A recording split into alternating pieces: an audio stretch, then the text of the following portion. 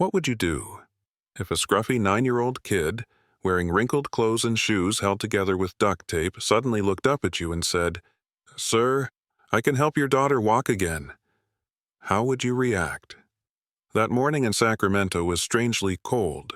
Not freezing, but cold enough that every breath turned white in the air, and fingertips ached despite being buried deep in jacket pockets. Adults hurried in and out of Sutter Children's Hospital, their faces drawn with worry, their footsteps quick, as if rushing to outrun something they couldn't name. Just outside the hospital, tucked against the wall on a flattened piece of cardboard, a boy sat quietly drawing. His name was Micah Jameson. He had just turned 9. An oversized coat swallowed his small frame. The sleeves are cuffed high. A red knit cap sagged down nearly to his eyes. One of his sneakers was held together with 3 strips of faded silver duct tape. In his hands, a battered sketchbook, its spine cracked, its pages wrinkled and worn. He didn't beg, he didn't speak. He simply sat there, still, watching. Every weekend, Micah returned to that spot. At first, security tried to chase him away, but over time, they got used to him. Some assumed he was waiting for a mother inside. Others thought he was there for a family member who worked in the hospital. But the truth? No one really knew.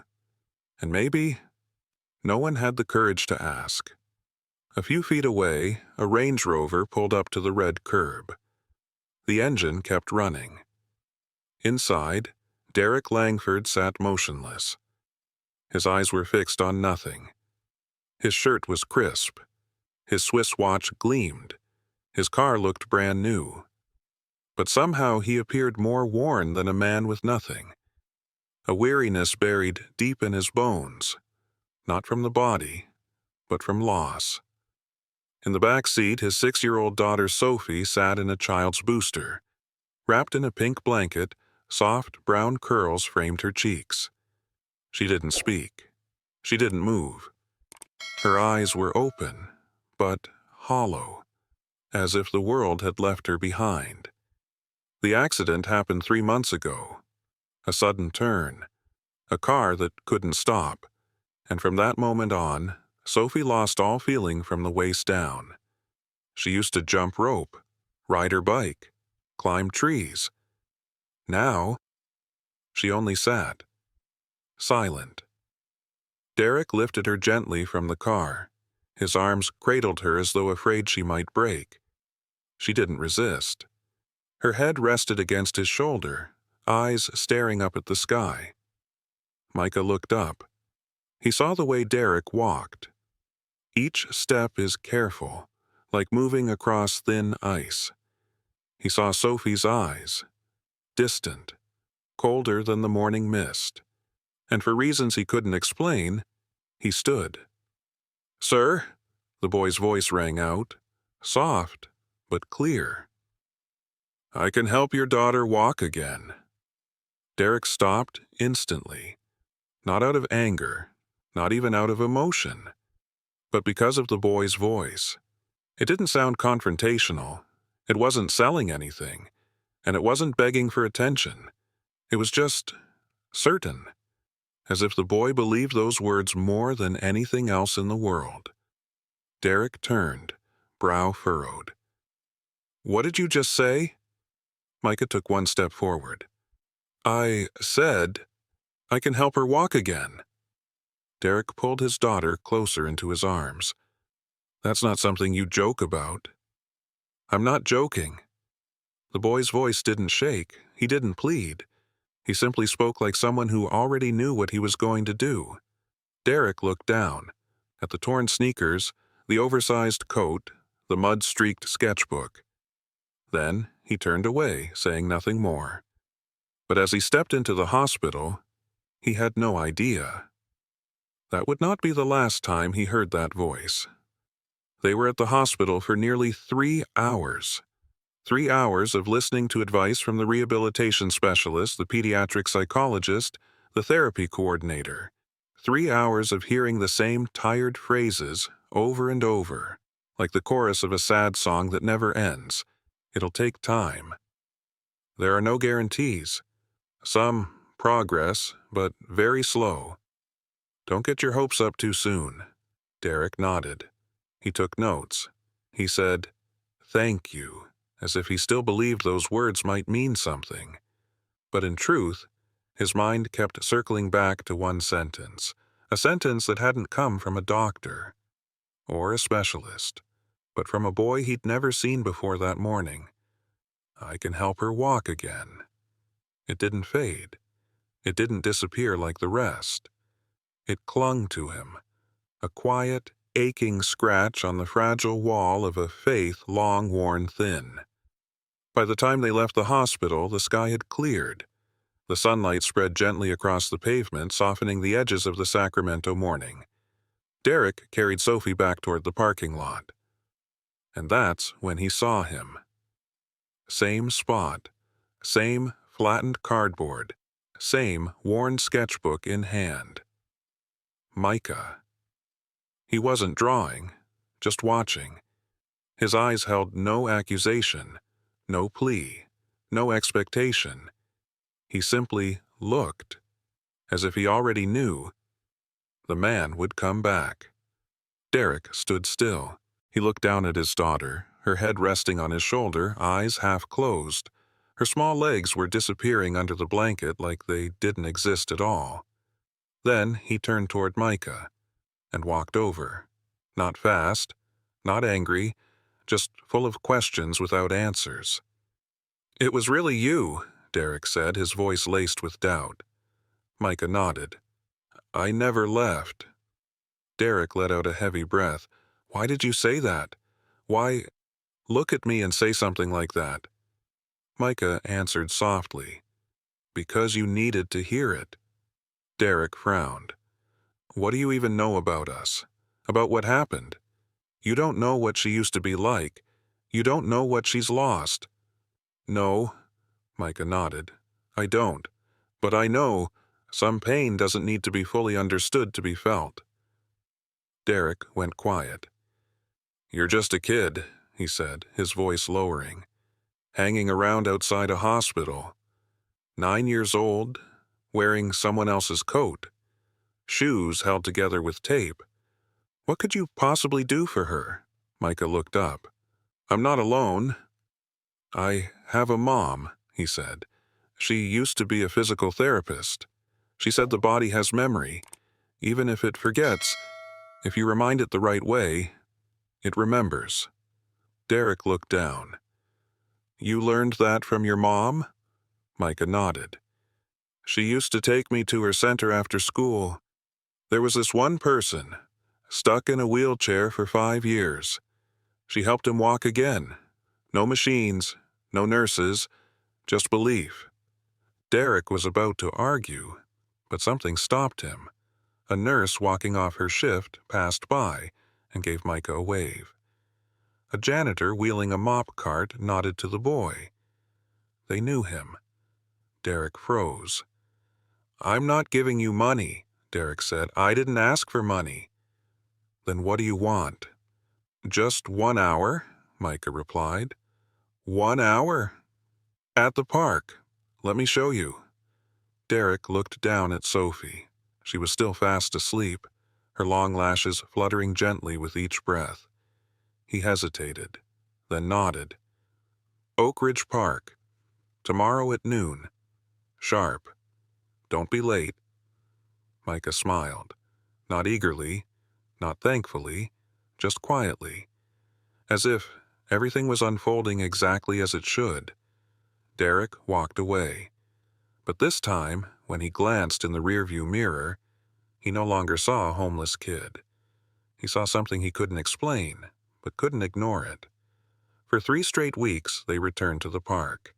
Every Sunday at exactly noon, the dark gray SUV pulled up beneath the oak tree. Micah was always there first.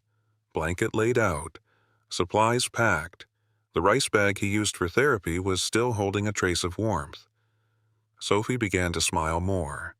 Her movements were still small, but her eyes weren't empty anymore. Her body hadn't changed much, but her will had. Derek, who once stood at a distance with folded arms, now sat closer. His hand rested gently on Sophie's shoulder whenever Micah guided her. He stopped asking questions. He just learned alongside them. But on the fourth week, the sky suddenly darkened. The SUV arrived as usual, but no one stepped out. After a long pause, Derek opened the door and lifted Sophie out in silence. His face was tight, eyes sunken. Sophie turned her face away, cheeks flushed red, her gaze dull. No wave, no greeting, no smile. Micah stood. "Is something wrong?" Derek placed Sophie in her wheelchair. "She doesn't want to train today." Sophie folded her arms, looking away. "Nothing's changing," she muttered. Micah sat beside her. "You tried today?" "I tried this morning. I gave it everything. But my legs, they didn't move. Still useless." Her voice cracked on that last word. Derek said nothing. His jaw clenched. Micah gave a small nod. No argument, no correction. He just said, "You think I've never wanted to give up?" Sophie didn't respond. "I've sat in the corner of a shelter, watching my mom clutch her stomach because we couldn't afford medicine. I watched her breathing slow down and had to pretend it was fine. You think I haven't gone crazy from how unfair everything feels when the only thing left to do is sit still?" Sophie turned to him. Her eyes sparkled. "Then why didn't you give up?" Micah hesitated. For the first time, his eyes drifted away. "Because my mom never gave up on me, so I can't give up on anyone else." A silence settled over them. "I'm tired," Sophie whispered, eyes dropping. "I'm scared." It was the first time she'd said it, not through her dad, not hidden behind silence. Derek froze. His face cracked, just slightly. Maybe for 3 months he had convinced himself she was too young to understand pain, but in that moment, he realized she understood all of it. Micah nodded. "I'm scared too." Sophie looked at him. "Being scared doesn't mean you stop. Being scared means you're getting close to something big." After a moment, Sophie wiped her eyes. "Let's try again." And they did. Not fast, not cheerfully, just slow, steady movements, anchored in quiet persistence. Micah didn't say much. Derek didn't correct a thing. Sophie didn't smile, but she didn't pull away either. And then, like a gentle ripple brushing the surface of a still lake, her right foot slid slightly forward, just a little, but it moved on its own. No one lifted it. It wasn't a reflex. It was her will. Derek dropped to his knees beside her, his hands trembling. "You did it. Sweetheart, you really did it." Sophie was breathing fast. I don't know how, but my foot, it moved by itself." Micah said nothing. He simply stepped back, watching from a distance. His eyes shimmered, not with surprise, but with the quiet knowing of someone who had believed all along that this moment would come. That night, the house on Mariposa Lane no longer felt like a patient's home. It was filled with laughter, with breathless retellings of how one small foot had nudged forward, with the soft creak of Derek's office chair as he stood. For the first time in weeks, not to escape into paperwork, but just to listen. In the living room, Sophie was on the phone with her aunt, bubbling over. "Auntie, I did it. My leg moved. It slid forward by itself. Nobody pushed me. Micah was right. The body really does remember." Derek listened from the hallway. His chest rose with emotion. But for the first time since the accident, it wasn't from pain. It was from something he hadn't felt in a long, long time. Pride. And in his heart, he didn't just hear Sophie's voice. He saw the image of a boy in a worn coat, with calm eyes, and a hand that touched others as if placing it over his own wound. The next afternoon, as the golden sunlight poured softly through the office window, Derek shut his laptop, picked up his phone, and searched. Micah Jameson, Sacramento. Nothing. No address, no school records, only a few old mentions of a woman named Clarissa Jameson, a former community rehab therapist, reported missing after a long illness. Micah was a shadow in the city. A name without paperwork. A boy who didn't exist in the system. But Derek knew.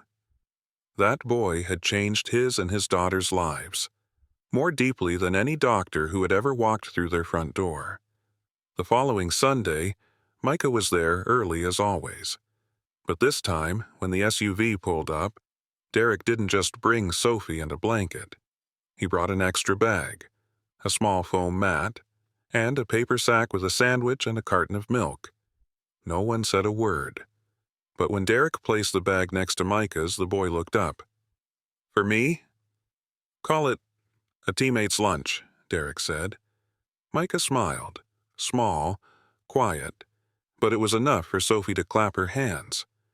"Now you guys are officially teammates." That day's session felt different. Calm. Micah stepped back, guiding Derek through the knee-bending exercises with Sophie. Derek was clumsy, got the posture wrong a few times. "You're folding her leg into the shape of a Z," Micah joked, his first time teasing. Derek laughed. "I've never taken a yoga class in my life." Sophie giggled. "You both need a coach." After the session ended, and Sophie was resting in the shade, Derek walked over and sat beside Micah. The boy was folding up his blanket, hands brushing over a neatly rolled towel. "Micah," Derek said slowly, "after these sessions, where do you usually go?" Micah looked up. "I go wherever. Just temporary." Derek nodded, pausing in thought. "Would you, maybe, want to stay at our place for a while?" Micah's eyes widened.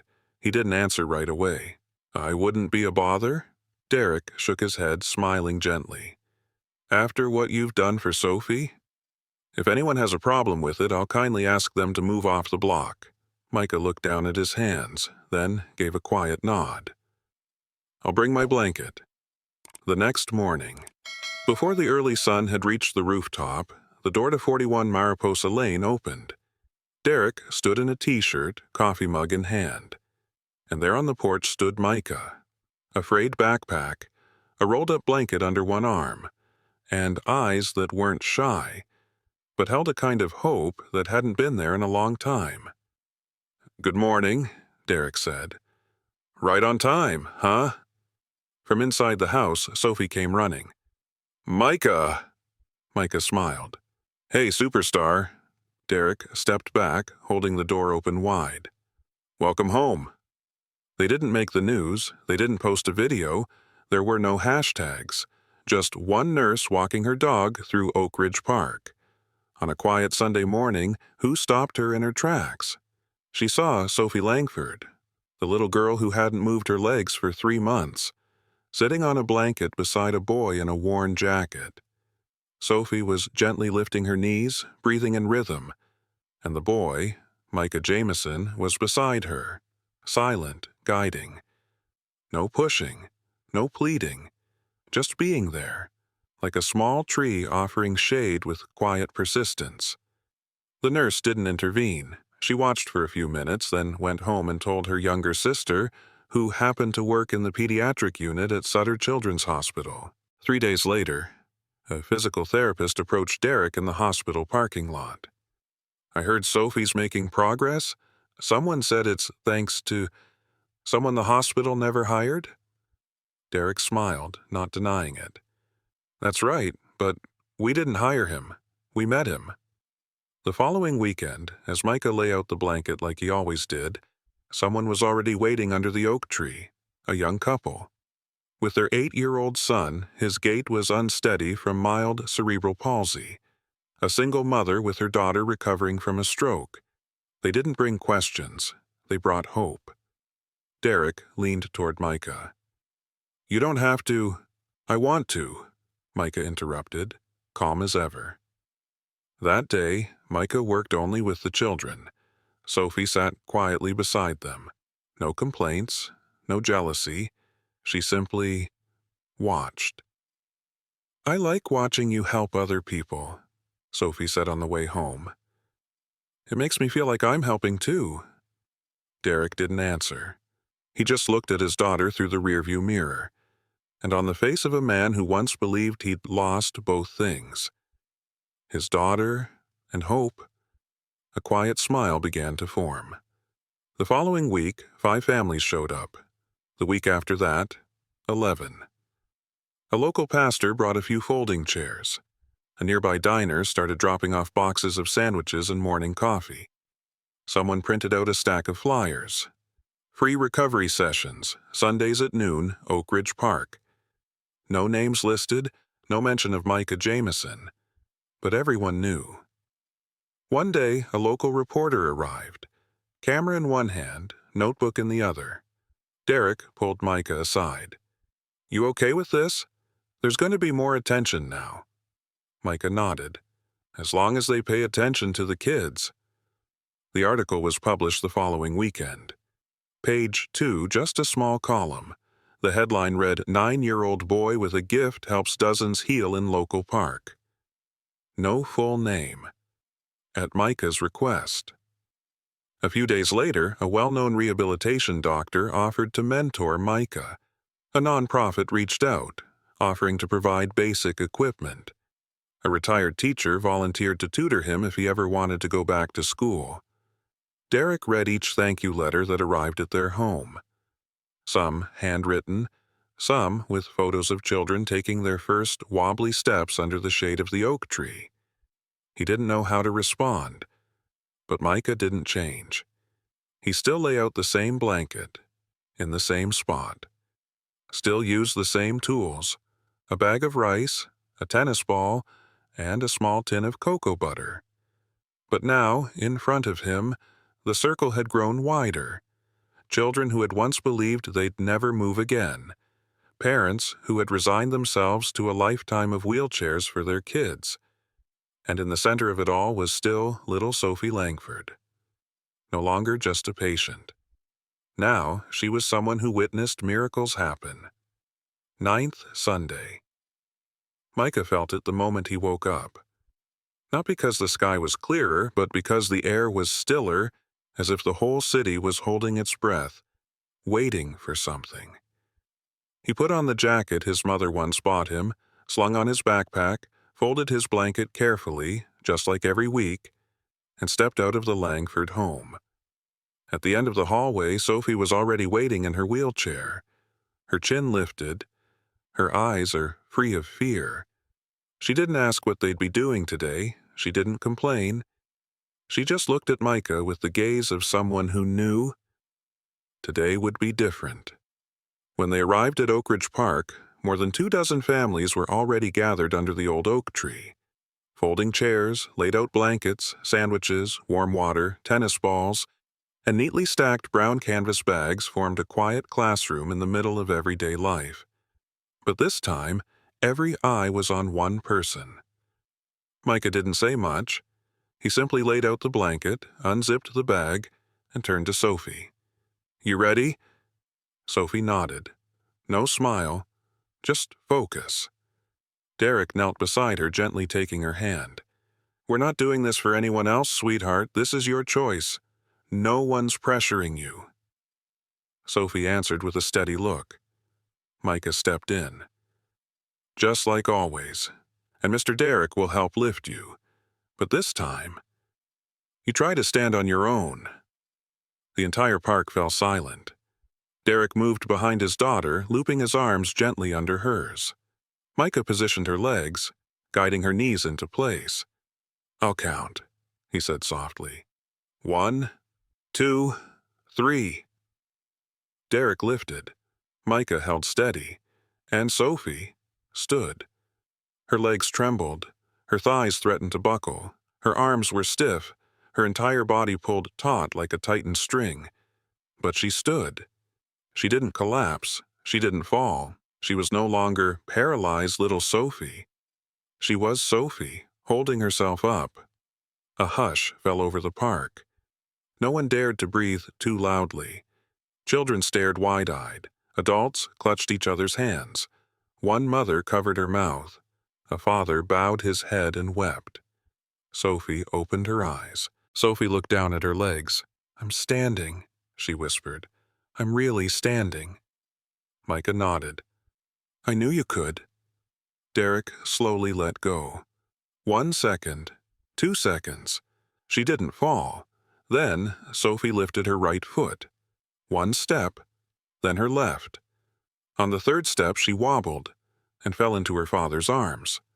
But this time Derek wasn't holding her up. He was simply catching the victory his daughter had won for herself. "You did it," he choked. Sophie laughed through her tears and turned to Micah. "You said I'd walk." "I said we'd try," Micah smiled. That day, no one rushed to leave the park. Some embraced, some laughed, some simply stood still, not wanting to look away from the miracle that had just happened. Micah quietly walked back to the old wooden bench. He looked up at the sky. It was no different than any other day, but somehow it felt warmer. That evening, in the Langford kitchen, Derek was doing the dishes. Micah sat at the table, sketching, a little girl standing beneath a tree. Derek paused. "Micah, have you ever thought about going back to school?" "Maybe," Micah replied. "You're smart. You could go far. And I can help," Micah nodded. "I want to help people stand again, like my mom used to." "And you've already started," Derek said. "You've changed our family." Micah looked up at him. "I just did what my mom would have done." Derek placed a hand on the boy's shoulder. "You know something? You're going to change a lot of lives." Micah's voice was soft, but sure. "I think I already have. Thank you for staying with us until the very last moment. Not because this was a miracle, but because you chose to walk alongside a journey filled with hope. A little girl who once couldn't take a step, a father who had lost his faith, and a boy with no home, yet brave enough to give hope to someone else. If this story made you smile, brought a tear to your eye, or simply warmed your heart even just a little, then it reached exactly where it needed to go. If you believe the world needs more stories of kindness, of patience, and of small moments that can change an entire life, then subscribe and join us for the journeys still to come. Because sometimes, just a look, a hand offered at the right time, or someone willing to truly listen, is enough to change a life.